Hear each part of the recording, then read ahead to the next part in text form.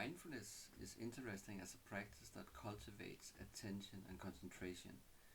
Not attention as a resource, but more attention as something that relating to how we experience, that we can actually get a more direct relationship or interaction with life.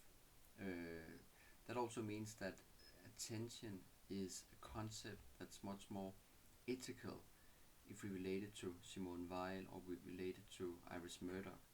Iris Murdoch, for instance, talks about selflessness or unselfing. She also mentioned that the big problem in morality today is this big fat ego, our egoism, or the growing narcissism that we're also having in society. But that doesn't mean that mindfulness cannot serve and help in many areas of the world. Of course, some people, when they criticize mindfulness, then when it becomes too much a way of optimizing yourself or optimizing your soul, in some way enhancing your human capital, as they like to say in the business world. It becomes self-soothing in a world. But we know from philosophy, we know from psychology, that if we want to change, if we want to become better human beings, then we need the others. We need the relationship with the others. But that also means that we need to pay attention to the others. So it's not enough if I just pay attention to my own emotions, my own behavior and thoughts, etc. That's only half of it. The other part is also to pay attention to what's going on in society.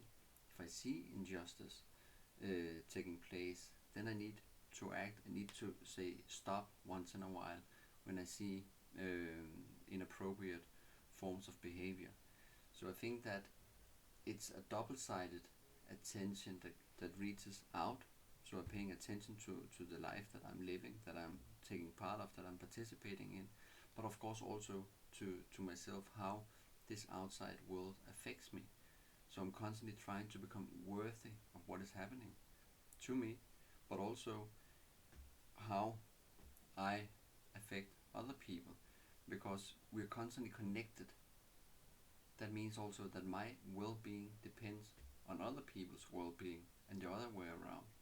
So this connectivity or relationship with the outside, with other people, I think this is something that mindfulness can help us cultivate. And then next to mindfulness, then we will need elements of ethical thinking and critical thinking. I don't think that mindfulness can stand alone. You can also see that if you're within the Buddhist tradition, then it's just one of these eightfold path where you have the right speaking, the right behavior, etc., the right livelihood.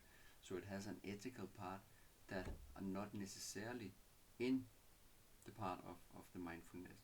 But if you relate mindfulness and focus more strongly on the attention part, then I think you can relate it to